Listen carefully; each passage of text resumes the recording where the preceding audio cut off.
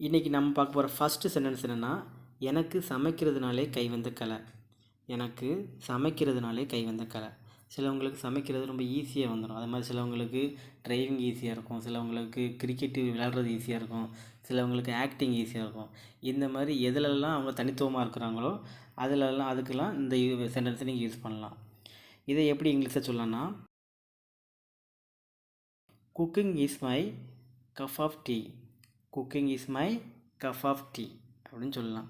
இந்த குக்கிங் பதிலாக நீங்கள் கிரிக்கெட்டோ டிரைவிங்கோ இல்லைனா ரன்னிங்கு வாட் எவர் நீங்கள் என்னெல்லாம் இது நீங்கள் யூஸ் பண்ணிங்கன்னா அது உங்களுக்கு கைவந்த கலை அப்படிங்கிற மீனிங்கில் வந்துடும்.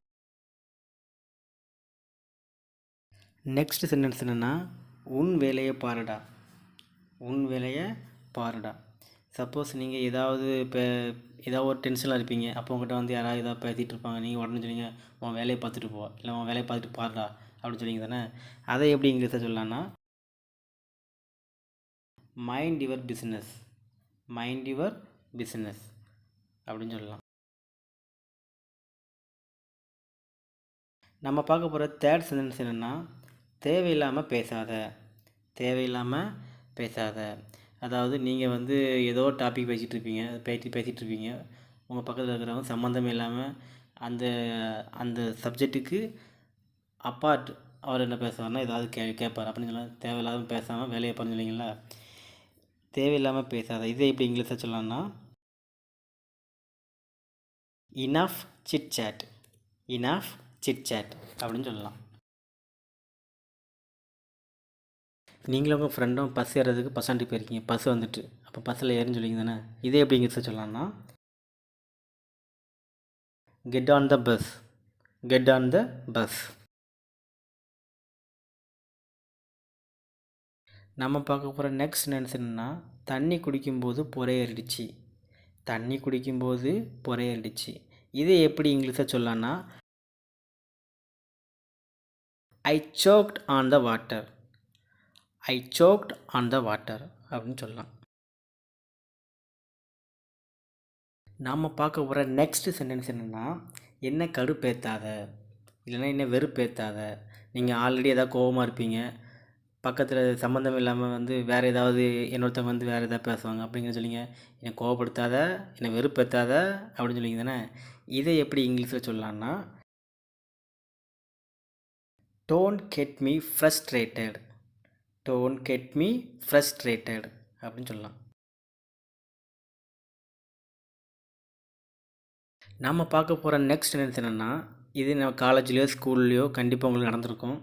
அதாவது நீங்கள் 2 விளையாண்டுட்டு இருப்பீங்க, டஸ்டர் இதை பிடிச்சி தூக்கி போட்டு விளையாண்டுருப்பீங்க. அது தெரியாமல் அன்ஃபார்ச்சுனேட்டாக அவங்க டீச்சர் மேலேயோ இல்லை யார் இல்லை ஒரு லேடி மேலேயோ விழுந்துடும். நீங்கள் உடனே சொல்லுவீங்க, ஏய் என்னை மாட்டி விட்டுறாத அப்படின்னு சொல்லிங்க தானே. இதை எப்படி இங்கிலீஷாக சொல்லலாம்னா, டோன்ட் டேட்டில் ஆன் மீ. டோன்ட் டேட்டில் ஆன் மீ அப்படின்னு சொல்லலாம். நம்ம பார்க்க போகிற நெக்ஸ்ட் சென்டென்ஸ் என்னென்னா, உன்னால் முடிஞ்சதை பண்ணு. உன்னால் முடிஞ்சதை பண்ணு. ஒரு லெவல் வரைக்கும் நீங்கள் பேசி பார்ப்பீங்க, அது வரைக்கும் ஒன்றும் ஒத்து வராது. நீங்கள் உடனே சொல்லிங்க, ஏய் உன்னால் முடிஞ்சதை பாடா, உன்னால் முடிஞ்ச பண்ணுடா அப்படின்னு சொல்லிங்க தானே. இதை எப்படி இங்கிலீஷில் சொல்லலாம்னா,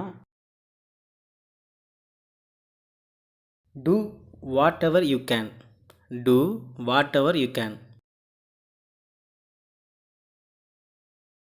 நம்ம பார்க்க போகிற நெக்ஸ்ட் சென்டென்ஸ் என்னென்னா, சம்டைம்ஸ் நீங்கள் 2 பேரும் ஃப்ரெண்ட்ஸாக இருந்திருப்பீங்க. உங்கள் ஃப்ரெண்டு பிற்காலத்தில் ஏதோ லவ்வோ இல்லை ஏதோ பண்ணி அவர் அவருடைய கேரக்டர் ஃபுல்லாக மாறி இருக்கும். நீங்கள் அப்போ அவரை பார்த்தீங்கன்னு சொல்லுவீங்க, டே மாப்பிள்ள நீயாவே இல்லைடா, பழைய மாதிரி இல்லைடா அப்படின்னு சொல்லிங்க தானே. இதை எப்படி சொல்லலாம்னா,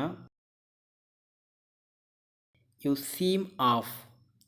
யூ சீம் ஆஃப் அப்படின்னு சொல்லலாம். நம்ம பார்க்க போகிற லாஸ்ட் சென்டென்ஸ் என்னென்னா, மெழுகுவர்த்தியை ஏற்று. மெழுகுவர்த்தியை ஏற்று. சப்போஸ் நீங்கள் படிச்சுட்டு இருக்கும்போதுலையோ இல்லை ஏதாவது வேலை பார்த்துட்டு இருக்கும்போது டக்குன்னு கரண்ட் போயிடுச்சுன்னா நீங்கள் உடனே சொல்லிங்க, ஏய் மெழுகுவர்த்தி ஏற்று அப்படின்னு சொல்லிங்க தானே. இதை எப்படி இங்கிலீஷில் சொல்லலாம்னா, ignite the wick of a candle. Ignite the wick of a candle அப்படின்னு சொல்லலாம்.